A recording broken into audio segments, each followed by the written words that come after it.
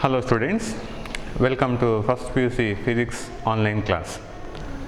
So last class we discussed the concept of the spring force and also work done by the spring force. That is nothing but potential energy stored in a spring force, and we obtain one formula. Potential energy stored in a spring force, that is given by the formula U equal to minus of half into K into xm square, where xm is the maximum elongation or amount of elongation or amount of compression. Now next onwards we have to discuss the concept of the mechanical energy. Mechanical energy is nothing but it is an energy due to the position or because of the movement of the body. So that energy we call it as a mechanical energy, and in that mechanical energy there are two types. First one is the potential energy. First energy is the potential energy, and second one is the kinetic energy. So mechanical energy in general we can define it as it is energy possessed by the body because of the position or because of the movement of the body. And in that mechanical energy there are two types. First one is the potential energy and second one is the kinetic energy. We already discussed this type of energy, potential energy as well as kinetic energy. Potential energy is nothing but it is the energy possessed by the body because of the position or because of the configuration. So that energy we call it as a potential energy. And in case of a suppose if a body is lifted from a ground to a certain height, then potential energy is given by the formula is equal to mgh. Already ನಾವು ಇದರ ಬಗ್ಗೆ ಎಲ್ಲ formula ಹೇಳಿ ಆಗಿದೆ. Potential energy formula E is equal to mgh, and kinetic energy is nothing but it is energy possessed by the body because of the movement of the body. So and expression for the kinetic energy, the formula is given by E is equal to half into m into v square, where m is the mass of the body and v is the velocity with which the body is moving. So these are the main two types of the mechanical energy. Now next one is the next concept of energy is nothing but it is a heat energy. In general, we can divide the energy into different types. So first one is the heat energy. So this type of energy is mainly arises. So whenever because of the frictional force, whenever the kinetic energy is lost in the form of due to the frictional force. ಈಗ ಈ ಟೈಪಿನ energy ನಿಮಗೆ arise ಆಗುವಂಥದ್ದು mainly ಯಾಕೆಂದರೆ kinetic energy loss ಆಗ್ತಾ ಹೋಗೋದು because of the frictional force. Suppose if you rub the two hands, ನಾವೀಗ ಎರಡು ಕೈಗಳನ್ನು ರಬ್ ಮಾಡ್ತಾ ಹೋದರೆ ಅಲ್ಲಿ ನಿಮಗೆ ಕೈನೆಟಿಕ್ ಎನರ್ಜಿ ಲಾಸ್ ಆಗ್ತಾ ಹೋಗೋದು in the form of this heat energy. ನಿಮಗೆ ರಬ್ ಮಾಡುವಾಗ ಕೈ ಬಿಸಿ ಆಗ್ತದೆ, ಅದು ಡ್ಯೂ ಟು ದ ಫ್ರಿಕ್ಷನಿಂದಾಗಿ ನಿಮಗೆ ಅಲ್ಲಿ ಎನರ್ಜಿ ಲಾಸ್ ಆಗ್ತಾ ಹೋಗೋದು, ಕೈನೆಟಿಕ್ ಎನರ್ಜಿ ಲಾಸ್ ಆಗ್ತಾ ಹೋಗೋದು. So because of that the heat energy is produced. Heat energy produce ಆಗ್ತಾ ಹೋಗೋದಾಗಿ ಕೈನೆಟಿಕ್ ಎನರ್ಜಿ ಲಾಸ್ ಆಗೋದು ಯಾಕೆ? ಬಿಕಾಸ್ ಆಫ್ ದಿ ಫ್ರಿಕ್ಷನಲ್ ಫೋರ್ಸಿಂದಾಗಿ. When we rub the two hands, ನಿಮಗೆ ರಬ್ ಮಾಡ್ತಾ ಹೋದರೆ, ಕೈಯನ್ನು ರಬ್ ಮಾಡ್ತಾ ಹೋಗುವಾಗ ನಿಮಗೆ ಅಲ್ಲಿ ಅವಾಗ ಕೈ ಸ್ವಲ್ಪ ಹೊತ್ತು ನಂತರ ಬಿಸಿ ಆಗ್ತದೆ. ಅಲ್ಲಿ ಯಾಕೆ ಬಿಸಿ ಆಗ್ತಾ ಹೋಗೋದು ಅಂದರೆ ಹೀಗೆ ರಬ್ ಮಾಡ್ತಾ ಹೋಗುವಾಗ ಅಲ್ಲಿ ಕೈನೆಟಿಕ್ ಎನರ್ಜಿ ಲಾಸ್ ಆಗ್ತಾ ಹೋಗ್ತದೆ. ಕೈನೆಟಿಕ್ ಎನರ್ಜಿ ಯಾಕೆ ಲಾಸ್ ಆಗೋದು? ಬಿಕಾಸ್ ಆಫ್ ದಿ ಫ್ರಿಕ್ಷನಲ್ ಫೋರ್ಸಿಂದಾಗಿ. Already we discuss the concept of the frictional force. Frictional force is nothing but it is opposing force arising whenever the one body is contact with another body. So ಒಂದು body ಇನ್ನೊಂದು ಬಾಡಿಯ ಮೇಲೆ movement ಆಗುವಾಗ ಆವಾಗ ಅಲ್ಲಿ ನಿಮಗೆ arise ಆಗುವಂಥ opposing force, that we call it as a frictional force. ಆ ಫ್ರಿಕ್ಷನಲ್ ಫೋರ್ಸಿಂದಾಗಿ ನಿಮಗೆ ಅಲ್ಲಿ ಹೀಟ್ ಎನರ್ಜಿ ಪ್ರೊಡ್ಯೂಸ್ ಆಗ್ತಾ ಹೋಗೋದು. So this is one form of energy. So this is one form. Second one is a chemical energy. So chemical energy, so this type of energy arises due to the combustion of the coal or petroleum products which are used in our daily life. So chemical energy is mainly arises because during the chemical reaction ಆಗುವಾಗ ನಿಮಗೆ chemical energy arise ಆಗ್ತಾ ಹೋಗುವಂಥದ್ದು. And ಈ ಟೈಪಿನ ನಿಮಗೆ energy arise ಆಗುವಂಥದ್ದು ಯಾವುದರಿಂದಾಗಿ? Due to the combustion of the coal ಅಥವಾ ಪೆಟ್ರೋಲಿಯಂ ಪ್ರಾಡಕ್ಟ್ಸ್. ನಾವು ಡೇ ಟು ಲೈಫಲ್ಲಿ ನಾವು ಇದನ್ನು ಯೂಸ್ ಮಾಡ್ತಾ ಹೋಗ್ತೇವೆ. ಸೊ ಆ ಪೆಟ್ರೋಲಿಯಂ ಪ್ರಾಡಕ್ಟ್ಸ್ಗಳೆಲ್ಲ ನಿಮಗೆ ಕಂಬಷನ್ ಆಗ್ತಾ ಹೋಗುವಾಗ, ಪೆಟ್ರೋಲಿಯಂ ಪ್ರಾಡಕ್ಟ್ಸ್ ಇರ್ಬೋದು, ಕೋಲ್ ಇರ್ಬೋದು ಅಥವಾ ವುಡ್ ಇರ್ಬೋದು, ಅದೆಲ್ಲ ಕಂಬಷನ್ ಆಗ್ತಾ ಹೋಗುವಾಗ ನಿಮಗೆ ಈ ಕೆಮಿಕಲ್ ಎನರ್ಜಿ ಅರೈಸ್ ಆಗ್ತಾ ಹೋಗ್ತದೆ. So this is another form of energy. And third one is the electrical energy. Electrical energy, ಈಗ ಎಲೆಕ್ಟ್ರಿಕಲ್ ಕರೆಂಟ್, ನಿಮಗೆ ಕರೆಂಟ್ ಈಗ ವೈರ್ಗಳಲ್ಲಿ ಟ್ರಾವೆಲ್ ಆಗ್ತಾ ಹೋಗ್ತದೆ, ವೈರಲ್ಲಿ ಕರೆಂಟ್ ಪಾಸ್ ಆಗ್ತದೆ, ಆವಾಗ ನಿಮಗೆ ಅಲ್ಲಿ ಎಲೆಕ್ಟ್ರಿಕಲ್ ಎನರ್ಜಿ ಪ್ರೊಡ್ಯೂಸ್ ಆಗ್ತಾ ಹೋಗೋದು. ಎಲೆಕ್ಟ್ರಿಕಲ್ ಎನರ್ಜಿ ಹೇಗೆ ಪ್ರೊಡ್ಯೂಸ್ ಆಗೋದು actually? How the electrical energy is produced? Because of the flow of the charges from one point to another point. So what is the meaning of charge? ನಿಮಗೆ charge ಒಂದು ಕಡೆಯಿಂದ ಇನ್ನೊಂದು ಕಡೆಗೆ charge travel ಆಗ್ತಾ ಹೋಗುವಾಗ then there is a production of the electrical current or electrical energy is produced. So ಈಗ actually ನಿಮಗೆ ಅಲ್ಲಿ ಚಾರ್ಜಸ್ ಫ್ಲೋ ಆಗ್ತಾ ಹೋಗೋದು. What is the meaning of charge? ನಿಮಗೆ ಗೊತ್ತಿರ್ಬೋದು ಇದೆಲ್ಲ. ಚಾರ್ಜನ್ನು ಹೇಗೆ ಡಿಫೈನ್ ಮಾಡೋದು ನಿಮಗೆ ಗೊತ್ತಿರ್ಬೋದು. There are two types of charge. One is a positive charge and there is a negative charge. Proton is a positively charged and electron is negatively charged. And whenever the two positive charges come closer, what happens? They will get repel each other. Whenever the two negative charges bring closer to each other, then they will also repel each other. When positive and negative charges come closer, what happens? They will get attract each other. That is one of the basic property of the charge. That means like charges will always repel and unlike charges will always attract. Like charges means positive or negative charges will always repel. Unlike charges means positive and negative charges will always attract. So ಹಾಗಾಗಿ ನಿಮಗೆ charges ಒಂದು ಕಡೆಯಿಂದ ಇನ್ನೊಂದು ಕಡೆಗೆ flow ಆಗುವಾಗ ನಿಮಗೆ electric current produce ಆಗೋದು. So that is something but electrical energy produce ಆಗ್ತಾ ಹೋಗ್ತದೆ. ಸೊ ಹಾಗಾಗಿ ಒಂದು electrical energy is mainly produced because of the flow of the charges. So charge can be defined as it is a basic property of the matter because of which it repels of the same kind and attracts of the opposite kind. That is the definition of the charge. ಅಂದರೆ positive charges repel ಆಗೋದು, negative charges ಕೂಡ repel ಆಗೋದು, positive ಮತ್ತು negative charges ಯಾವಾಗಲೂ ಕೂಡ attract ಆಗ್ತಾ ಹೋಗುವಂಥದ್ದು. ಈಗ ಎರಡು ಪ್ರೋಟಾನನ್ನು ನೀವು ಹತ್ತಿರ ತಂದರೆ ಪ್ರೋಟಾನ್ ಈಸ್ ಪಾಸಿಟಿವ್ಲಿ ಚಾರ್ಜ್. ಎರಡು ಪ್ರೋಟಾನ್ ಹತ್ತಿರ ತಂದರೆ ಆವಾಗ ಅಲ್ಲಿ ರಿಪೆಲ್ ಆಗೋದು. ಎರಡು electron is negatively charge.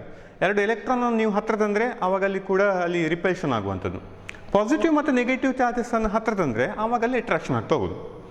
So ಆ ಎಲೆಕ್ಟ್ರಿಕಲ್ ಎನರ್ಜಿ ಅಥವಾ ಕರೆಂಟ್ ನಿಮಗೆ ಪ್ರೊಡ್ಯೂಸ್ ಆಗಬೇಕು ಅಂತಿದ್ರೆ, ಕರೆಂಟ್ಗೆ ಒಂದು ಕಡೆಯಿಂದ ಕರೆಂಟ್ ಇನ್ನೊಂದು ಕಡೆಗೆ ಟ್ರಾವೆಲ್ ಆಗಬೇಕು ಅಂತಿದ್ರೆ ಸೊ ವೈರ್ ಬೇಕಾಗ್ತದೆ. ಆ ವೈರ್ನ ಮೂಲಕ ಯಾವುದು ಫ್ಲೋ ಆಗ್ತಾ ಹೋಗೋದು ಅಂದರೆ ಚಾರ್ಜಸ್ ಫ್ಲೋ ಆಗ್ತಾ ಹೋಗೋದು ಒಂದು ಕಡೆಯಿಂದ ಇನ್ನೊಂದು ಕಡೆಗೆ. So because of the flow of the charges the electrical energy will be produced. So we have to remember this different types of energy. So one is the heat energy, second one is the chemical energy, third one is the electrical energy, and next one is the nuclear energy.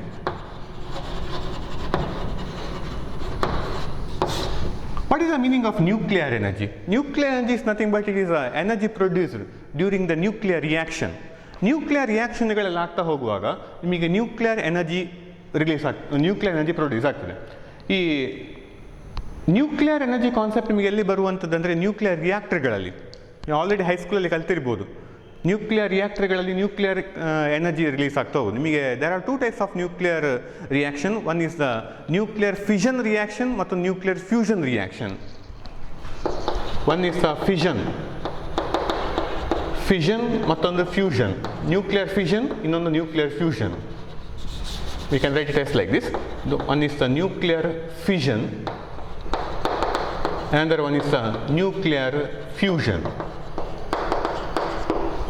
What is the meaning of nuclear fission?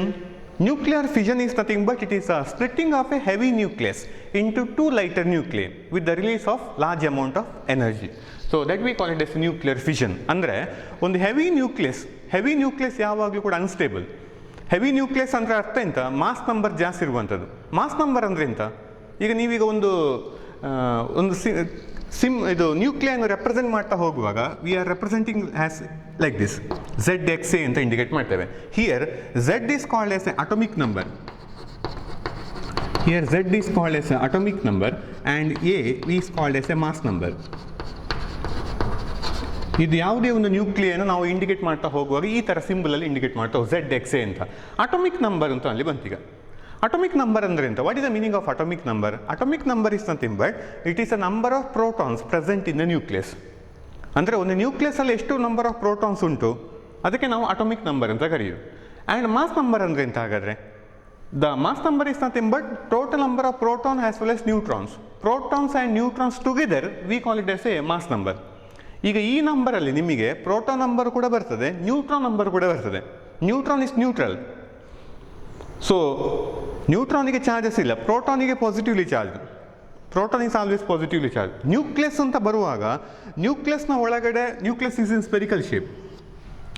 ನ್ಯೂಕ್ಲಿಯಸ್ನ ಒಳಗಡೆ ಏನೆಲ್ಲ ಉಂಟು, ನ್ಯೂಕ್ಲಿಯಸ್ನ ಒಳಗಡೆ ಯಾವುದೆಲ್ಲ ಬರ್ತದೆ ಅಂದರೆ it containing the large number of protons ತುಂಬಿರ್ತದೆ, as well as neutrons ಕೂಡ ತುಂಬಿರ್ತದೆ.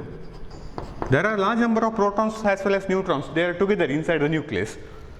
So and electrons are revolving round the nucleus. Electrons ನ್ಯೂಕ್ಲಿಯಸ್ನ ಒಳಗಡೆ ಬರುವಂಥದ್ದಲ್ಲ, electrons are revolving round the nucleus. Say like this, they are revolving around the nucleus. So nucleus na ಒಳಗಡೆ, this is a nucleus. So nucleus ನ ಒಳಗಡೆ ನಿಮಗೆ ಬರುವಂಥದ್ದು concept ಯಾವುದಿಲ್ಲ ಅಂದರೆ ಪ್ರೋಟಾನ್ಸ್ ಮತ್ತು ನ್ಯೂಟ್ರಾನ್. ನ್ಯೂಟ್ರಾನಿಗೆ ಚಾರ್ಜ್ ಇಲ್ಲ, ಪ್ರೋಟಾನಿಗೆ ಚಾರ್ಜ್ ಉಂಟು. Proton is positively charge and atomic number is nothing but number of protons present in the nucleus. ಇದರಲ್ಲಿ ಒಳಗಡೆ ಎಷ್ಟು ಪ್ರೋಟಾನ್ಸ್ ಉಂಟು, ಆ ಪ್ರೋಟಾನ್ ನಂಬರಿಗೆ ನಾವು ಅಟಾಮಿಕ್ ನಂಬರ್ ಅಂತ ಕರೆಯೋದು. ಆ್ಯಂಡ್ ಮಾಸ್ ನಂಬರ್ ಅಂದ್ರೆ ಎಂತ, protons number as well as neutrons number together, that we call it as a mass number. So ಹಾಗಾದರೆ ಮಾಸ್ ನಂಬರ್ ಅಂತ ನಾವು ಇಂಡಿಕೇಟ್ ಮಾಡುವಾಗ ಅದರಲ್ಲಿ ಪ್ರೋಟಾನ್ ನಂಬರ್ ಕೂಡ ಇನ್ಕ್ಲೂಡ್ ಆಯಿತು, ಪ್ಲಸ್ ನ್ಯೂಟ್ರಾನ್ ನಂಬರ್ ಕೂಡ ಬಂತು ಅದರಲ್ಲಿ. ಸೊ ಎರಡು ನಂಬರ್ ಒಟ್ಟು ಸೇರಿಸಿ ನಾವು ಅದಕ್ಕೆ ಮಾಸ್ ನಂಬರ್ ಅಂತ ಕರೆಯೋದು. Hope you understood this concept. So ಈಗ ಯಾವಾಗ ನಿಮಗೆ ಈ ಮಾಸ್ ನಂಬರ್ನ ವ್ಯಾಲ್ಯೂ ಜಾಸ್ತಿ ಬರ್ತದೋ, ಒಂದು ನ್ಯೂಕ್ಲಿಯಸ್ಗೆ ಮಾಸ್ ನಂಬರ್ ವ್ಯಾಲ್ಯೂ ಜಾಸ್ತಿ ಇರ್ತದೋ, ದ್ಯಾಟ್ ನ್ಯೂಕ್ಲಿಯಸ್ ಆಲ್ವೇಸ್ ಅನ್ಸ್ಟೇಬಲ್. ಈಗ for example, if you consider the one uranium. So uranium is indicated as 92 uranium-236, and when it is bombarded with the neutron, small neutron, ಒಂದು neutron ಒಟ್ಟಿಗೆ bombardment ಮಾಡಿ, slow neutron, this is actually we call it as a slow neutron. Slow neutron is a neutron whose kinetic energy is low, and when it is bombarded with this neutron, this is then it will capture that neutron and hence it will becomes 92 uranium-236, but this is very very unstable. ಈ nucleus ಮಾತ್ರ ತುಂಬ unstable. ಅದು heavy ನ್ಯೂಕ್ಲಿಯಸ್ಗಳು ಯಾವಾಗಲೂ ಕೂಡ unstable, ಅದು stable ಅಲ್ಲ ಅದು. ಈಗ ಒಂದು ನ್ಯೂಟ್ರಾನ್, ಒಂದು ಯುರೇನಿಯಮನ್ನು ನ್ಯೂಟ್ರಾನ್ ಒಟ್ಟಿಗೆ ಬೊಂಬಾರ್ಡ್ಮೆಂಟ್ ಮಾಡುವಾಗ, ಸ್ಲೋ ನ್ಯೂಟ್ರಾನ್ ಒಟ್ಟಿಗೆ ಬೊಂಬಾರ್ಡ್ಮೆಂಟ್ ಮಾಡುವಾಗ, it will captures that neutron and hence it will becomes 92 uranium-236, but this one is unstable. So ಈ ಅನ್ಸ್ಟೇಬಲ್ ಆಗಿರುವಂಥ ನ್ಯೂಕ್ಲಿಯಸ್ ಎಂತ ಆಗ್ತದೆ, ಸ್ಪ್ಲಿಟ್ ಅಪ್ ಆಗ್ತದೆ. And that splitting of a heavy nucleus, ಆ splitting ಪ್ರೊಸೆಸ್ಸಿಗೆ ನಾವು ಕರೆಯುವಂಥದ್ದು ನ್ಯೂಕ್ಲಿಯರ್ ಫಿಷನ್ ಅಂತ ಕರೀವಿ ನಾವು. Nuclear fission is nothing but fission ಆಗೋದು, fission is nothing but split up ಆಗೋದು.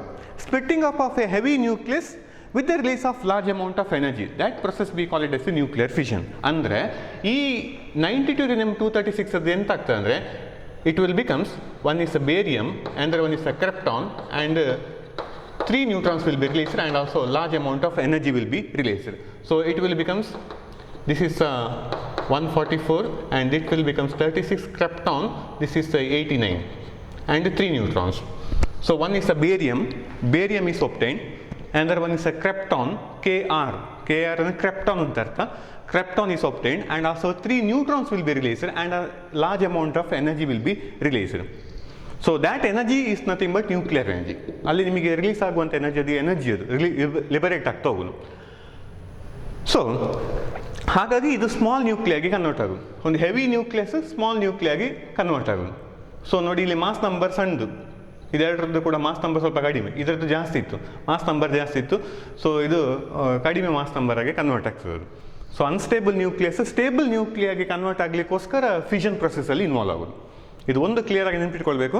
ಅನ್ಸ್ಟೇಬಲ್ ನ್ಯೂಕ್ಲಿಯಸ್ ಸ್ಟೇಬಲ್ ಸ್ಟೇಜಿಗೆ ಬರಲಿಕ್ಕೋಸ್ಕರ ಫಿಷನ್ ಆಗೋದು, ಸುಮ್ಮನೆ ಸ್ಪ್ಲಿಟ್ ಅಪ್ ಆಗೋದಲ್ಲ ಅದು. ಸೊ ಸ್ಪ್ಲಿಟ್ ಅಪ್ ಆಗುವಂಥ ಉದ್ದೇಶ ಅಂತ ಅಂದರೆ ಹೆವಿ ನ್ಯೂಕ್ಲಿಯಸ್ ಸ್ಟೇಬಲ್ ಸ್ಟೇಜಿಗೆ ಬರಲಿಕ್ಕೋಸ್ಕರ ಫಿಷನ್ ಪ್ರೊಸೆಸ್ ಆಗ್ತಾ ಹೋಗೋದು. So therefore we can define as nuclear fission can be defined as it is the splitting of a heavy nucleus into lighter nuclei with the release of a large amount of energy. So that process we call it as a nuclear fission. ಇದು ಒಂದು. ಇನ್ನೊಂದಲ್ಲಿ process ಉಂಟು, nuclear fusion ಅಂತ. What is the meaning of nuclear fusion? Fusion ಆಗುವಂಥದ್ದು ಅಂದರೆ ಎಂತ ಅಂದರೆ, when ever the 2 lighter nucleus combines together to form a heavy nucleus, then that process we call it as a nuclear fission. Fuse ಆಗೋದು ಅಂದರೆ combine ಆಗೋದು ಅಂತ ಅರ್ಥ. ಯಾವಾಗ ಕಂಬೈನ್ ಆಗ್ತದೆ ಅಂದರೆ ಲೈಟರ್ ನ್ಯೂಕ್ಲಿಯೇ ಕಂಬೈನ್ ಆಗಿ ಹೊಸ ನ್ಯೂಕ್ಲಿಯೇ ಅಂದರೆ ಒಂದು ಸ್ವಲ್ಪ ಹೆವಿಯರ್ ನ್ಯೂಕ್ಲಿಯಸ್ ಆಗಿ ಕನ್ವರ್ಟ್ ಆಗೋದು. ಫಾರ್ ಎಕ್ಸಾಂಪಲ್, ನ್ಯೂಕ್ಲಿಯರ್ ಫ್ಯೂಷನಿಗೆ ಎಕ್ಸಾಂಪಲ್ ಕೊಡೋದಿದ್ರೆ, nuclear fusion is nothing but combine ಆಗ್ತಾ ಹೋಗೋದು. So whenever the 2 hydrogen nuclei, this is a hydrogen nuclei combines together, it will becomes 1H2 and also one positron, this is called as a positron is obtained and neutrino is obtained and also energy is liberated. So lighter nuclei combine agi nimige ಒಂದು ಸ್ವಲ್ಪ 1H2 is called as a deuterium 1H1 is called as a proton or hydrogen, ಇದು proton ಅಥವಾ hydrogen ಕರೀತಾರೆ. 1H2 is called as a deuterium and this one is called as a positron ಅಂದ್ರೆ ಎಂತ? Positron is nothing but antiparticle of the electron. Positron ಅಂತ ಕರೆಯುವುದು, ಅದನ್ನು indicate ಮಾಡುವಾಗ +1E0. ಎಲೆಕ್ಟ್ರಾನ್ನ ಪ್ರಾಪರ್ಟಿ ಹಾಗೆ, ಬಟ್ ಎಲೆಕ್ಟ್ರಾನಿಗೆ ಚಾರ್ಜ್ ನೆಗೆಟಿವ್, ಇದಕ್ಕೆ ಈ ಪಾಸಿಟ್ರಾನಿಗೆ ಆದರೆ ಚಾರ್ಜ್ ಪ್ಲಸ್ ಅಂತ ಬರೆಯುವುದು ಅಷ್ಟೇ ಡಿಫ್ರೆನ್ಸ್. ಬೇರೆಲ್ಲ ಸಹ ಪ್ರಾಪರ್ಟಿ ಎಲೆಕ್ಟ್ರಾನ್ನ ಹಾಗೆ. ಸೊ ಹಾಗಾಗಿ ಇಲ್ಲಿ ನಿಮಗೆ ಬರುವಂಥದ್ದು +1E0. ನಾವು ಎಲೆಕ್ಟ್ರಾನ್ ಬರೆಯುವಾಗ -1E0 ಬರೆಯುವುದು, ಎಲೆಕ್ಟ್ರಾನ್ ಇಂಡಿಕೇಟ್ ಮಾಡುವಾಗ ಹೀಗೆ ಬರೆಯುವುದು, this is electron. Positron indicate ಮಾಡುವಾಗ ನಾವು +1E0 ಅಂತ ಇಂಡಿಕೇಟ್ ಮಾಡ್ತಾ ಹೋಗೋದು. ಸೊ ಹಾಗಾಗಿ ಎಲೆಕ್ಟ್ರಾನಿಗೂ ಪಾಸಿಟ್ರಾನಿಗೆ ಡಿಫರೆನ್ಸ್ ಎಂತ ಅಂದರೆ ಚಾರ್ಜಲ್ಲಿ ಮಾತ್ರ ಡಿಫರೆನ್ಸ್, ಬೇರೆಲ್ಲ ಸಹ ಪ್ರಾಪರ್ಟಿ ಸಿಮಿಲರ್. ಸೊ ಹಾಗಾಗಿ ಇಲ್ಲಿ ಇದು -1E0 ಎಲೆಕ್ಟ್ರಾನ್, ಇದಕ್ಕೆ ಬರೆಯುವಾಗ +1E0. So this is a symbol. Now this is nothing but it is a nuclear fusion reaction. Nuclear fusion is nothing but it is a whenever the two lighter nuclei, this is a lighter nuclei, combines together to form the heavy nucleus. So that process we call it as a nuclear fusion reaction. So ಇಲ್ಲಿ ಕೂಡ ನಿಮಗೆ energy liberate ಆಗ್ತದೆ.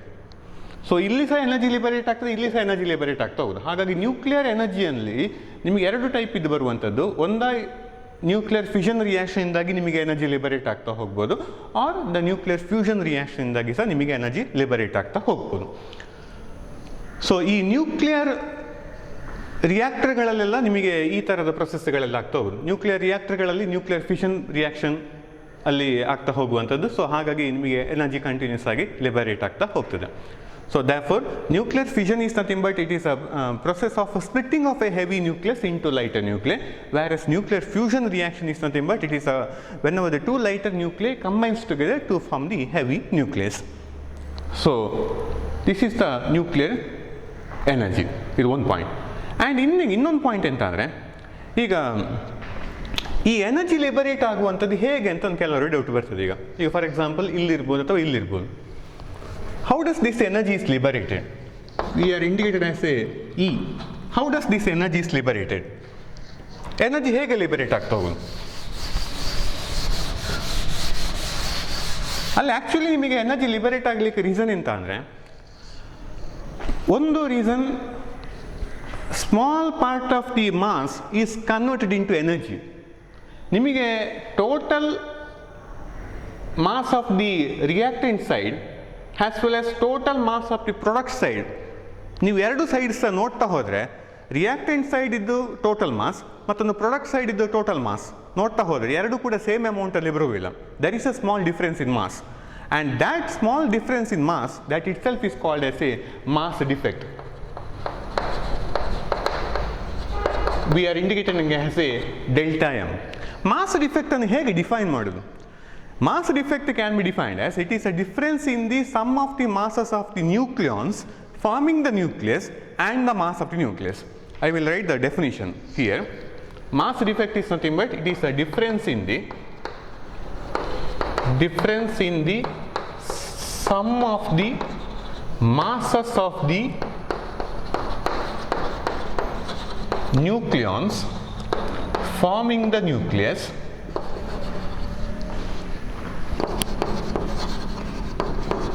and the mass of the nucleus. So this one we call it as a mass defect. Now simple ಆಗಿ ಒಂದು example ಕೊಡ್ತೇನೆ. ಈಗ I will give an example. Difference in the sum of the masses of the nucleons forming the nucleus and the mass of the nucleus. Nucleon ಅಂದ್ರೆ ಎಂತ? What is the meaning of nucleon? Proton ಕೂಡ ಒಂದು ನ್ಯೂಕ್ಲಿಯಾನೇ, neutron ಕೂಡ ನ್ಯೂಕ್ಲಿಯಾನೇ, proton ಮತ್ತು ನ್ಯೂಕ್ಲಿಯನ್ ಒಟ್ಟಿಗಿದ್ರೂ ಕೂಡ ನ್ಯೂಕ್ಲಿಯಾನೇ. ಈಗ nucleus ಅಂತ ಮಾತಾಡುವಾಗ ಅದರಲ್ಲಿ ಪ್ರೋಟಾನ್ಸ್ ಕೂಡ ಉಂಟು, ನ್ಯೂಟ್ರಾನ್ಸ್ ಕೂಡ ಉಂಟು.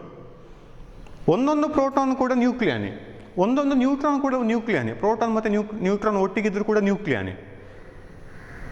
ಸೊ ಹಾಗಾಗಿ ಈಗ ಪೀಪಲ್ ಇನ್ ಇಂಡಿಯಾ ಈ set to be Indians. Correct ತಾನೆ? ಅಲ್ಲಿ ಒಬ್ಬನಿದ್ರು ಕೂಡ ಅವ ಸಹ ಇಂಡಿಯನ್, ಗಂಡಸಿದ್ರು ಕೂಡ ಅವ ಸಹ ಇಂಡಿಯನೇ, ಹೆಂಗಸಿದ್ರು ಕೂಡ ಅವ ಸಹ ಇಂಡಿಯನೇ, ಗಂಡಸು ಮತ್ತು ಹೆಂಗಸು ಒಟ್ಟಿಗಿದ್ರು ಕೂಡ ಇಂಡಿಯನೇ, ಕರೆಕ್ಟ್ ತಾನೆ? ಸೊ ಹಾಗೆ ಇಲ್ಲಿ ಕೂಡ ಅದೇ ಥರ ಬರುವಂಥದ್ದು. ಮಾಸ್ ಡಿಫೆಕ್ಟ್, ಈಗ nucleon is nothing but it is nothing but either one proton is called as a nucleon or one neutron is also called as a nucleon. Proton ಮತ್ತು ನ್ಯೂಟ್ರಾನ್ ಎರಡು ಒಟ್ಟಿಗಿದ್ರು ಕೂಡ ನ್ಯೂಕ್ಲಿಯಾನ್ ಅಂತ ಕರೀತಾ ಹೋಗೋದು. Mass defect is nothing but it is a difference in the sum of the masses of the nucleons forming the nucleus and the mass of the nucleus. Simple ಆಗಿ ಈಗ suppose ಈಗ 4 protons, ನಮ್ಮ ಹತ್ರ ಈಗ ಟೋಟಲಿ 4 protons ಉಂಟು ಈಗ and 3 neutrons. ಈಗ this is only for example ಮಾತ್ರ ನಾನು ಕೊಡ್ತಾ ಇರೋದು. ಈಗ ಒಂದು ನ್ಯೂಕ್ಲಿಯಸ್ ಫಾರ್ಮೇಷನ್ ಆಗಬೇಕು ಅಂತಿದ್ರೆ ಪ್ರೋಟಾನ್ಸ್ ಬೇಕು ಆ್ಯಸ್ ವೆಲ್ ಎಸ್ ನ್ಯೂಟ್ರಾನ್ಸ್ ಕೂಡ ಬೇಕು. ಈಗ ನಮ್ಮ ಹತ್ರ ಈಗ 4 ಪ್ರೋಟಾನ್ಸ್ ಉಂಟು ಈಗ ಆ್ಯಂಡ್ ಆಲ್ಸೋ 3 ನ್ಯೂಟ್ರಾನ್ಸ್ ಸಹ ದೇರ್. ಈಗ ಇದೆಲ್ಲ ಸೇರಿ ಒಟ್ಟು ಸೇರಿ ಒಂದು ನ್ಯೂಕ್ಲಿಯಸ್ ಫಾರ್ಮೇಷನ್ ಆಗ್ತದೆ ಅಂತ ಇಟ್ಕೊಳ್ಳಿ. ಈಗ ಇದೆಲ್ಲ ಪ್ರೋಟಾನ್ಸ್ ಮತ್ತು ನ್ಯೂಟ್ರಾನ್ಸ್ಗಳೆಲ್ಲ ಒಟ್ಟು ಕಂಬೈನ್ ಆಗಿ ಒಂದು ನ್ಯೂಕ್ಲಿಯಸ್ ಫಾರ್ಮೇಷನ್ ಆಗ್ತದೆ ಅಂತ ಇಟ್ಕೊಳ್ಳಿ. ಈಗ 4 ಪ್ರೋಟಾನ್ ಈಗ ನಮ್ಮ ಹತ್ರ ಈಗ ಸ್ಟಾರ್ಟಿಂಗಲ್ಲಿ ಹೀಗೆ ಉಂಟು, we have a 4 protons and has 3 neutrons. 4 proton ಒಟ್ಟು mass let it be 4 kg. This is only for example. I will give only for example. ಇದು ಇಷ್ಟು ಇರೋದಿಲ್ಲ, 4 kg ಎಷ್ಟು ಇರೋದಿಲ್ಲ 4 ಪ್ರೋಟಾನ್ನ ಮಾಸ್. ನಾನು ಎಕ್ಸಾಂಪಲ್ ಮಾತ್ರ ಕೊಡ್ತಾ ಇರೋದು ಈಗ. ಆ್ಯಂಡ್ 3 ನ್ಯೂಟ್ರಾನ್ಸ್ ಒಟ್ಟು mass let it be 3 kg. 3 ನ್ಯೂಟ್ರಾನ್ಸ್ನ ಒಟ್ಟು ಮಾಸ್ ನನಗೆ 3 kg ಬಂತು ಇಟ್ಕೊಳ್ಳಿ ಈಗ. So totally we have the 7 kg. ಈಗ ಇದೆಲ್ಲ ಒಟ್ಟು ಸೇರಿ ಪ್ರೋಟಾನ್ಸ್ ಮತ್ತು ನ್ಯೂಟ್ರಾನ್ಸ್ಗಳೆಲ್ಲ ಒಟ್ಟು ಸೇರಿ ಒಂದು ನ್ಯೂಕ್ಲಿಯಸ್ ಫಾರ್ಮೇಷನ್ ಆಯ್ತು. ಈಗ let it B one nucleus is formed here. This is a nucleus. ನಾವು ನ್ಯೂಕ್ಲಿಯಸ್ ಈಗ ಫಾರ್ಮೇಷನ್ ಆದ್ದು ಪ್ರೋಟಾನ್ಸ್ ಮತ್ತು ನ್ಯೂಟ್ರಾನ್ಸ್ ಎಲ್ಲ ಕಂಬೈನ್ ಆಗಿ ಒಂದು ನ್ಯೂಕ್ಲಿಯಸ್ ಫಾರ್ಮೇಷನ್ ಆದ್ದು. ಈಗ ನ್ಯೂಕ್ಲಿಯಸ್ ಫಾರ್ಮೇಷನ್ ಆದ ನಂತರ ಈಗ ಇಲ್ಲಿ ನ್ಯೂಕ್ಲಿಯಸ್ ಇರಲಿಲ್ಲ, ಪ್ರೋಟಾನ್ಸ್ ಮತ್ತು ನ್ಯೂಟ್ರಾನ್ಸ್ ಮಾತ್ರ ಇತ್ತು ನಮ್ಮ ಕೈಯಲ್ಲಿ. ಇಂಡಿವಿಜುವಲ್ ಆಗಿ ಎಲ್ಲ ಮಾಸ್ ನೋಡ್ತಾ ಹೋಗುವಾಗ 7 kg ಬಂತು ಟೋಟಲ್ ಆಗಿ. ನ್ಯೂಕ್ಲಿಯಸ್ ಫಾರ್ಮೇಷನ್ ಆದ ನಂತರ ನೀವು ಮಾಸ್ ನೋಡಬೇಕು ಇದರದ್ದು. ಈಗ ನನಗೆ ಮಾಸ್ ನೋಡುವಾಗ ಲೆಟ್ ಇಟ್ ಬಿ ನನಗೆ ಒಂದು mass of the nucleus let it be 6 kg. Exactly ನಿಮಗೆ 7 kg ಅಷ್ಟೇ ಬರುವುದಿಲ್ಲ. ನಿಮಗೆ ಈ ಒಂದು ಪ್ರೋಟಾನ್ಸ್ 4 ಪ್ರೋಟಾನ್ಸ್ ಮತ್ತು 3 ನ್ಯೂಟ್ರಾನ್ಸ್ ಕಂಬೈನ್ ಆಗಿ ಒಂದು ನ್ಯೂಕ್ಲಿಯಸ್ ಫಾರ್ಮೇಷನ್ ಆದರೂ ಕೂಡ ನ್ಯೂಕ್ಲಿಯಸ್ ಫಾರ್ಮೇಷನ್ ಆದ ನಂತರ ನೀವು ನೋಡಿದರೆ ಅದರ ಮಾಸ್ ಎಕ್ಸಾಕ್ಟ್ಲಿ 7 kg ಬರುವುದಿಲ್ಲ. There is a small difference in mass. Let it be 6 kg ಬಂತು. ಆ್ಯಂಡ್ ಡಿಫ್ರೆನ್ಸ್ ಎಷ್ಟು ಉಂಟಾದರೆ difference in mass will be 7 - 6, that is something but 1 kg. 1 kg of mass is difference, and that difference in mass, this difference in mass, that itself is called as a mass defect ಅಂತ ಕರೆಯುವುದು. that difference in mass ಇದು ನಾನು example ಮಾತ್ರ ಕೊಟ್ಟರೆ, ಇದು ಹೀಗೆ ಇರುವುದಿಲ್ಲ, ದಯಮಾಡಿ ತಪ್ಪು ತಿಳ್ಕೊಳ್ಬೇಡಿ. ಇದರಲ್ಲಿ ಹೀಗೆ ಬರುವುದಿಲ್ಲ, ನಾನು ಜಸ್ಟ್ ಎಕ್ಸಾಂಪಲ್ ಮೂಲಕ ಮಾತ್ರ ಕೊಟ್ಟದ್ದು. ಸೊ 4 ಪ್ರೋಟಾನ್ಸ್ನ ನ್ಯೂಕ್ಲಿಯಸ್ ಫಾರ್ಮೇಷನ್ ಆಗೋ ಮುಂಚೆ 4 protons total mass 4 kg, 3 neutrons total mass 3 kg. So totally we have a 7 kg. And after the formation of the nucleus we have when we measure the mass of the nucleus, then that mass will not be a 7 kg. Exactly ನಿಮಗೆ 7 kg ಬರೋದಿಲ್ಲ, ಸ್ವಲ್ಪ ನಿಮಗೆ ಅಲ್ಲಿ ಕಡಿಮೆ ಬರ್ತದೆ. So let B 6 kg. So 7 - 6 that is something but 1 kg difference. ಅಲ್ಲಿ 1 kg ಅಷ್ಟು ನಿಮಗೆ ಮಾಸ್ ಕಡಿಮೆ ಸಿಗ್ತಾ ಉಂಟು. ಈಗ ಅಲ್ಲಿ ಒಂದು ಕ್ವಶನ್ ಬರ್ತದೆ, ಈಗ why exact same amount of mass is not coming here. ಇಲ್ಲಿ ನಿಮಗೆ 7 kg ಬಂದರೆ ನಿಮಗೆ ಅದರಿಂದಲೇ ಅಲ್ವಾ ಇದರ ನ್ಯೂಕ್ಲಿಯಸ್ ಫಾರ್ಮೇಷನ್ ಆದ್ದು, ಆವಾಗ ಇಲ್ಲಿ ಕೂಡ 7 kg ಬರಬೇಕಿತ್ತಲ್ವ ಅಂತ ಅಲ್ಲಿ ಒಂದು ಡೌಟ್ ಬರ್ತದೆ. ಅಲ್ಲಿ ಯಾಕೆ ನಿಮಗೆ ಅಲ್ಲಿ 1 kg ಅಷ್ಟು ಮಾಸ್ ಕಡಿಮೆ ಬರ್ತದೆ ಅಂದರೆ ನಿಮಗೆ that difference in mass that itself is converted into energy. ಅದು ನಿಮಗೆ ಎನರ್ಜಿಯಾಗಿ ಕನ್ವರ್ಟ್ ಆಗ್ತದೆ. ಸೊ ಹಾಗಾಗಿ ನಿಮಗೆ ನ್ಯೂಕ್ಲಿಯಸ್ ಫಾರ್ಮೇಷನ್ ಆಗುವಾಗ ನಿಮಗೆ ಅಲ್ಲಿ ಎನರ್ಜಿ ಕೂಡ ರಿಲೀಸ್ ಕೂಡ ಆಗ್ಬೋದು, ಎನರ್ಜಿ ಅಬ್ಸಾರ್ಬ್ ಕೂಡ ಆಗ್ಬೋದು, ಹೇಗೆ ಸಹ ಇರ್ಬೋದು. ಸೊ ಇಲ್ಲಿ ನಿಮಗೆ ಆ that difference in mass that itself is converted into energy, ಅದು ಎನರ್ಜಿಯಾಗಿ ಕನ್ವರ್ಟ್ ಆಗ್ತದೆ. So that energy we itself is called as a mass, that energy itself is called as a binding energy ಅಂತ ಕರೀತಾ ಹೋಗೋದು ನಾವು. Energy equivalent of the mass defect that itself is called as a binding energy. So we have to remember this concept. Mass defect definition, ಅಲ್ಲಿ 1 kg ಅಷ್ಟು mass difference ಸಿಗ್ತಾ ಉಂಟಲ್ಲ, ಆ difference ನೋಡಿ, it is a difference in the sum. ಇಲ್ಲಿ 7 kg ಬಂದ sum ಮಾಡಿ ಬಂದದ್ದು difference in the sum of the masses of the nucleons, they will forming the nucleus and the mass of the nucleus. ಇದು nucleus formation ಆದ ನಂತರ ನೋಡಿದ್ದು ನಾವು. So that difference in mass itself is called as a mass defect.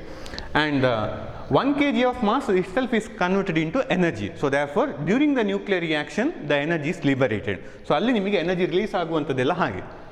Alli that difference in mass itself is converted into energy. And according to the Einstein, mass and energy both are interconvertible. Nimige energy and mass agi kuda convert madlikke agtade, mass and energy agi kuda convert madlikke agtade. And according to Einstein, the energy and mass both are interconvertible, and that energy and mass relationship, that is given by the formula delta m into c square. This is a formula. ನೀವು usually ನಿಮಗೆ formula ಬಂದಿರ್ಬೋದು, E is equal to mc square ಅಂತ. So ಇಲ್ಲಿ ನಾವು ಬರಿತಾ ಹೋಗುವಾಗ delta m ಅಂದರೆ ಇದು ಈ ಡಿಫ್ರೆನ್ಸ್ ಇನ್ ಮಾಸ್. ಆ ಡಿಫ್ರೆನ್ಸ್ ಇನ್ ಮಾಸಿಗೆ ನಾವು ಮಾಸ್ ಡಿಫೆಕ್ಟ್ ಅಂತ ಕರೀತೀವಿ. So E is equal to delta m into c square, or simply ಆಗಿ m C square. M C square ನಾವು ಇಲ್ಲಿಗ ಮಾಸ್ ಡಿಫೆಕ್ಟ್ನ ಕಾನ್ಸೆಪ್ಟ್ ತಂದ ಕಾರಣ ನಾವು E is equal to delta m into c square. What is see here? C is nothing but velocity of speed of light. So C value 3 into 10 to the power 8 meter per second. So according to the Einstein, the mass and energy both are interconvertible, and the formula is given by E is equal to delta m into c square, where delta m is the mass defect and c is nothing but speed of light. ಈಗ ನಿಮಗೀಗ ಇದನ್ನೇ ಈ ಕೇಸಲ್ಲಿ ತಗೊಳ್ತಾರೆ. ನೀವು ಇದನ್ನು general ಆಗಿ ಬರೆಯುವಾಗ Einstein equation ಅಂತ ಬರೆಯುವಾಗ, or you can also return as like this M C square. ಹೀಗೆ ಸಹ ಬರಿಬೋದು ಜನರಲ್ ಆಗಿ ಹೇಳ್ತಾ ಹೋಗುವಾಗ. E is equal to mc square ನಿಮಗೆ ಹೈಸ್ಕೂಲಲ್ಲಿ ಕೂಡ ಬಂದಿರ್ಬೋದು. So E is equal to mc square. What is the energy obtain whenever the mass equal to 1 kg? ಈಗ ನೀವೀಗ ಇದೇ ಇಕ್ವೇಷನ್ ತಗೊಂಡ್ರೆ, suppose if m equal to 1 kg, what is energy obtain? So if you calculate the value, E is equal to mc square ಅಂತ formula ಹಾಕಿದರೆ 1 into c value 3 into 10 to the power 8 whole square, that will be equal to 9 into 10 to the power 16 joule. ಈ square ಮಾಡಬೇಕು, 9 into 10 to the power 16. So therefore 1 kg ಅಷ್ಟು mass ಅದು ನಿಮಗೆ burnt ಆಗಿ ಆವಾಗ burnt ಆದರೆ ಆವಾಗ ನಿಮಗೆ ಅಲ್ಲಿ ಸಿಗುವಂಥ energy value, the energy value will be equal to 9 into 10 to the power 16. ಇಷ್ಟು ಎನರ್ಜಿ ಲಿಬರೇಟ್ ಆಗ್ತದೆ. 1 kg ಅಷ್ಟು ನೀವು ಮಾಸ್ ತಗೊಂಡ್ರೆ ಅದರಿಂದ ಸಿಗುವಂಥ energy value that should be equal to 9 into 10 to the power 16 joule. That much energy will be obtained. And hence, according to the Einstein, the energy and mass both are interconvertible. ನಿಮಗೆ ಎನರ್ಜಿಯನ್ನು mass ಆಗಿ ಕೂಡ convert ಮಾಡಲಿಕ್ಕೆ ಆಗ್ತದೆ, mass ಅನ್ನು energy ಆಗಿ ಕೂಡ convert ಮಾಡಲಿಕ್ಕೆ ಆಗ್ತದೆ. And the formula, we have to remember the formula. This is the mass ಡಿಫೆಕ್ಟಲ್ಲಿ ಎಕ್ಸ್ಪ್ರೆಸ್ ಮಾಡೋದಾದ್ರೆ ಈ formula E is equal to delta m into c square. General formula E is equal to mc square. Famous equation, this is Einstein famous equation. E is equal to mc square, where m is a mass and c is the speed of light. So this is a concept of the energy. So ಹಾಗಾಗಿ ನಾವು ಈಗ ಹೇಳ್ತಾ ಹೋಗುವಾಗ ಒಂದು mechanical energy ಅಂತ ಮಾತಾಡುವಾಗ potential energy ಆಯಿತು, kinetic energy ಆಯಿತು, ಆ್ಯಂಡ್ ಜನರಲ್ ಬೇರೆ ಬೇರೆ different form of energy. One is a heat energy, another one is a chemical energy, and third one is the nuclear energy, and fourth one is a electrical energy. Electrical energy is mainly because of the flow of the charges. And nuclear energy ಅಂತ ಮಾತಾಡುವಾಗ ಎರಡು ಟೈಪ್ನ reaction ಆಗುವಾಗ ನಿಮಗೆ nuclear energy release ಆಗ್ತಾ ಹೋಗುವಂಥದ್ದು. So nuclear energy is in that nuclear fission reaction, and another one is a nuclear fusion reaction. ಅದರ ಬಗ್ಗೆ ನಾವು ಡಿಸ್ಕಸ್ ಮಾಡಿ ಆಗಿದೆ ಅದು. ಸೊ ಇನ್ ದ್ಯಾಟ್ ಮಾಸ್ ಡಿಫೆಕ್ಟ್ನ ಕಾನ್ಸೆಪ್ಟಲ್ಲಿ ಬಂತೀಗ, mass defect is nothing but it is a difference in the sum of the masses of the nucleons forming the nucleus and the mass of the nucleus. Hope you understood this concept. So this is about the mass defect. Is one point.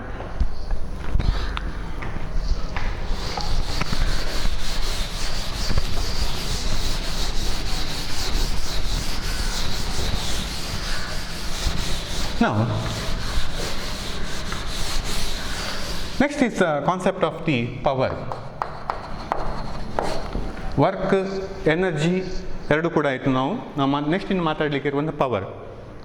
How we can define the power? ನಾವು power ಹೇಗೆ define ಮಾಡೋದು? Rate of doing work, that itself is called as power. That is nothing but power can be defined as formula is equal to work by time. Work by time, that is called as a power.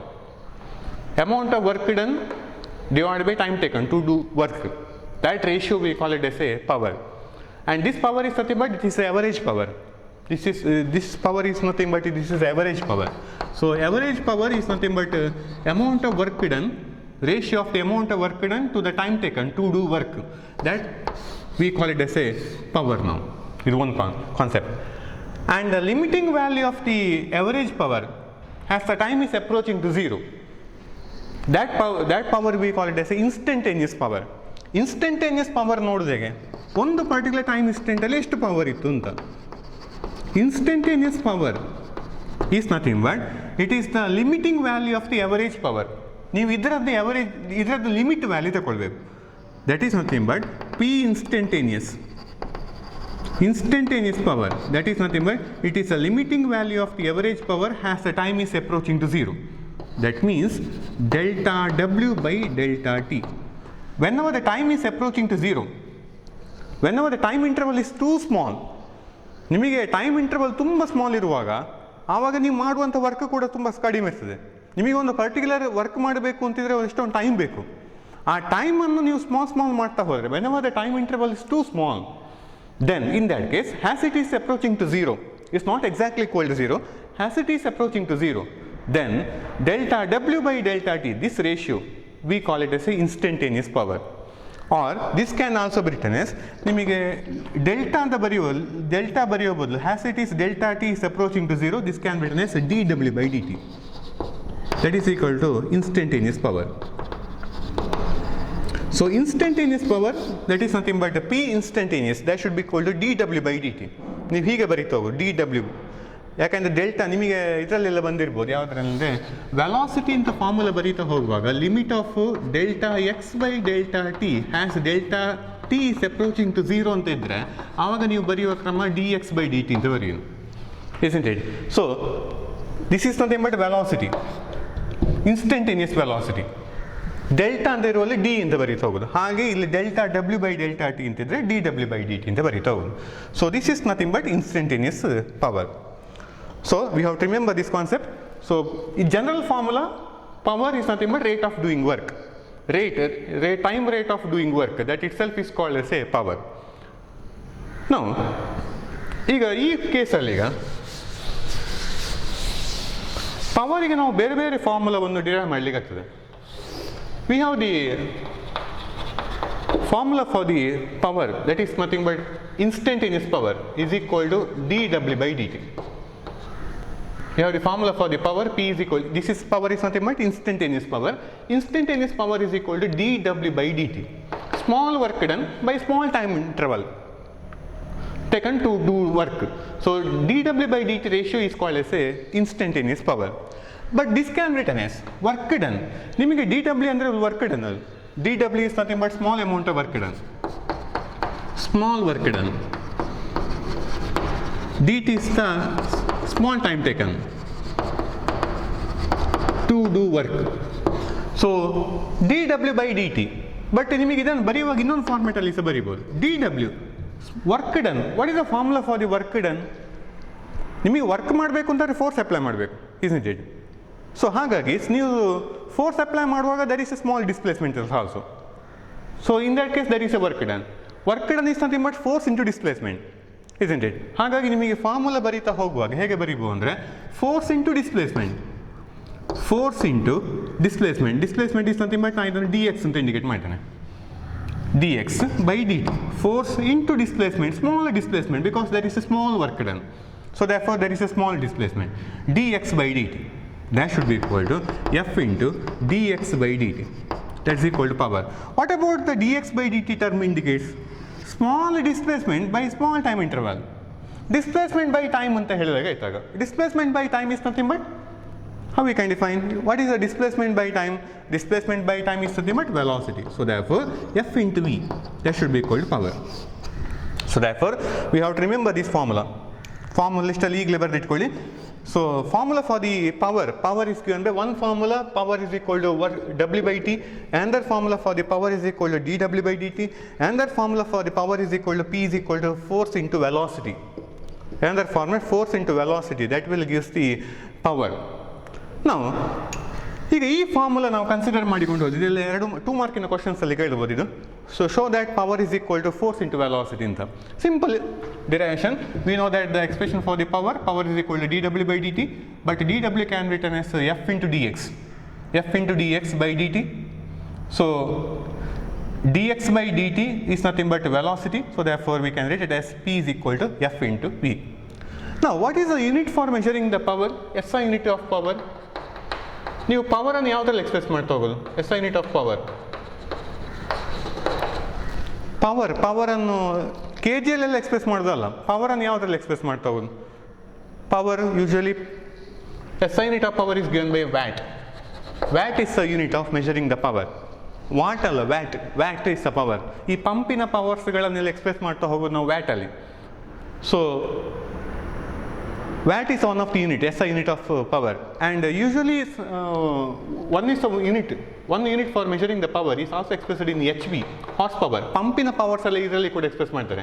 2 HP pump, 3 HP pump, 10 HP pump. ಪಂಪಿನ powers ಅಲ್ಲಿ express ಮಾಡುವಾಗ ನಾವು HP ಅಲ್ಲಿ express ಮಾಡೋದು, horsepower ಅಲ್ಲಿ. And 1 HP is equal to 746 watt. SI unit is given by watt, but power is also expressed in HP. HP is nothing but horse power. 1 HP, ಈಗ 10 HP pump ಇದ್ದರೆ ಆಗ 1 HP ಅಂದರೆ 746 watt, 10 HP ಅಂದರೆ ಎಷ್ಟು watt ಅಂತ ಲೆಕ್ಕ ಹಾಕಬೇಕು. ಆಗ 7460 ವ್ಯಾಟ್ ಆಗ್ತದೆ ಆಗ 10 HP ಇಂದ ಎಷ್ಟು ಅಂತ. ಸೊ ಹಾಗೋಸ್ಕರ ನಿಮಗೆ ಕನ್ವರ್ಷನ್ ಮಾಡಿಕೊಳ್ಬೇಕು ನೀವು. ಎಲ್ಲಿಯಾದರೂ ನಿಮಗೆ ಪ್ರಾಬ್ಲಮ್ ಎಲ್ಲ ಕೇಳಿದರೆ, ಇದರ ಬೇಸಿಸಲ್ಲಿ ಪ್ರಾಬ್ಲಮ್ ಎಲ್ಲಿಯಾದರೂ ಬಂದರೆ ಆಗ ನಿಮಗೆ ಪವರನ್ನು HP ಯಲ್ಲಿ ಎಕ್ಸ್ಪ್ರೆಸ್ ಮಾಡಿದರೆ ಆವಾಗ ಅದನ್ನು SI ಯೂನಿಟ್ಗೆ ಕನ್ವರ್ಟ್ ಮಾಡಿಕೊಳ್ಬೇಕು. ದಟ್ ಈಸ್ ನಥಿಂಗ್ ಬಟ್ ವ್ಯಾಟಿಗೆ ಕನ್ವರ್ಟ್ ಮಾಡಿಕೊಳ್ಬೇಕು. ಸೊ ಹಾಗಾಗಿ ನಿಮಗೆ ಕನ್ವರ್ಷನ್ ಗೊತ್ತಿರಬೇಕು. 1 HP value that should be equal to 746 watt. So we have to remember this concept. ಇದು ಒಂದು point. SI unit is given by watt. ಇನ್ನೊಂದು ಪಾಯಿಂಟ್ ಇಲ್ಲಿ ನಿಮಗೆ ಬರುವಂಥದ್ದು, ಈಗ ಇದೇ ಪವರ್ಸ್ ನಾವು ಬರೀತಾ ಹೋಗುವಾಗ we have to write the dimension for this power. So write down this concept, all the concept in formal list ಅಲ್ಲಿ ಬರೆದಿಟ್ಕೊಳ್ಳಿ. 1 HP is equal to 746 watt. And what is the dimension of the power? So we have the formula for the power is equal to work by time. We have to write the dimension ಬರೆಯುವಾಗ ನಾವು ಹೀಗೆ ಬರೀತಾ ಹೋಗೋಣ, work divide by time ಬರೆಯುವಾಗ ನಾವು ಹೀಗೆ ಬರೆಯೋದು, ಡೈಮೆನ್ಷನ್ನಲ್ಲಿ ಬರೀತಾ ಹೋಗುವಾಗ. What is the dimension of the ವರ್ಕಿಗೆ ಡೈಮೆನ್ಷನ್ ಬರೆಯುವುದು ಹೇಗೆ? ವರ್ಕ್ ಅಂದರೆ ಎಂತ? Force into displacement, isn't it? ಹಾಗಾಗಿ ನಿಮಗೆ ವರ್ಕಿದು ಡೈಮೆನ್ಷನ್ ಬರೀತಾ ಹೋಗುವಾಗ that should be equal to force into displacement. ಎರಡಕ್ಕೆ ಡೈಮೆನ್ಷನ್ ಬರಿಬೇಕು. ಈಗ ಫೋರ್ಸ್ ಇದು ಡೈಮೆನ್ಷನ್ ಎಂತ? ಫೋರ್ಸಿಗೆ ಫಾರ್ಮುಲಾ ಎಂತ? Mass into acceleration. ಹಾಗಾಗಿ ಮಾಸ್ ಇಂಟು ಆಕ್ಸಲರೇಷನ್ ಬರೆಯುವಾಗ m into L into T power -2. ಅದು ಇಂಟು ಡಿಸ್ಪ್ಲೇಸ್ಮೆಂಟನ್ನು ನಾವು ಇಂಡಿಕೇಟ್ ಮಾಡ್ತಾ ಹೋಗೋದು ಎಲ್ ಅಲ್ಲಿ. ಡೈಮೆನ್ಷನ್ ಅಂದರೆ ನಾವು ಲೆಂತಿನ ಪವರ್ಸಲ್ಲಿ, ಟೈಮಿನ ಪವರ್ಸಲ್ಲಿ, ಮಾಸಿನ ಪವರ್ಸಲ್ಲಿ ಎಕ್ಸ್ಪ್ರೆಸ್ ಮಾಡ್ತಾ ಹೋಗೋದು. ಅದಕ್ಕೆ ನಾವು ಡೈಮೆನ್ಷನ್ ಅಂತ ಕರಿತಾ ಹೋಗೋದು. ಹಾಗಾಗಿ ನೀವು ಈಗ ಫೋರ್ಸ್ ಬರೆಯುವಾಗ MA ಅಂತ ಬರ್ತದ್ದು. ಸೊ m ಇಂಟು ಎ ಅಂದರೆ ಆಕ್ಸಲರೇಷನ್ನ ಡೈಮೆನ್ಷನ್ ಎಲ್ ಟಿ ಪವರ್ -2, ಅದು into displacement L. So therefore combine ಮಾಡ್ತಾ ಹೋದರೆ ಪವರ್ಸನ್ನು ಆ್ಯಡ್ ಮಾಡ್ತಾ ಹೋಗ್ಲಿಕ್ಕೆ ml² T power -2. So this is the dimension of the work done. ಅದನ್ನು ನೀವು ಇಲ್ಲಿಗೆ ಹಾಕಬೇಕಾಗ. ಸೊ ಇಲ್ಲಿಗೆ ಸಬ್ಸ್ಟಿಟ್ಯೂಟ್ ಮಾಡಿಕೊಂಡು ಹೊರಟ್ರೆ, so formula in that case will becomes, so in that case this formula is equal to work by time, dimension of work by time, dimension of work is nothing but ml² t power -2 divided by t.